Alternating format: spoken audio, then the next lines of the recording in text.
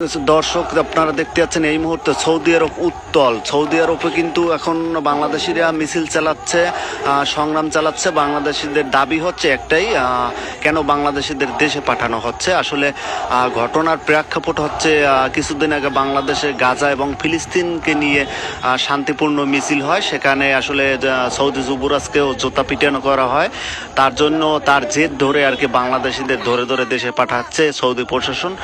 সেটারই আসলে তার কারণেই আসলে বাংলাদেশি ভাই বোনেরা মিছিল চালাচ্ছে, প্রতিবাদ জানাচ্ছে। দর্শক ভিডিওটি সর্বোচ্চ শেয়ার করে সকলকে দেখার সুযোগ করে দেবেন।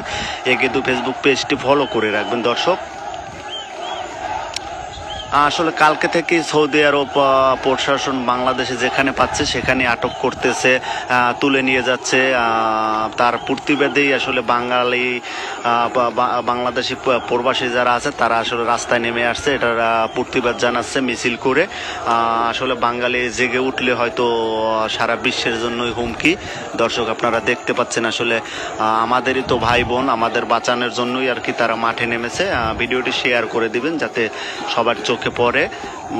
এরকম বাংলাদেশিদের যেন দেশে পাঠানোর দুঃসাহস সৌদি আরব যুবরাজ না করে। দর্শক আপনারা দেখতে পাচ্ছেন তারই প্রতিবাদে কিন্তু তারা আজ মাঠে নেমে আসছে। সকাল থেকেই কিন্তু সৌদি আরব উত্তল। দর্শক আপনারা দেখতে পাচ্ছেন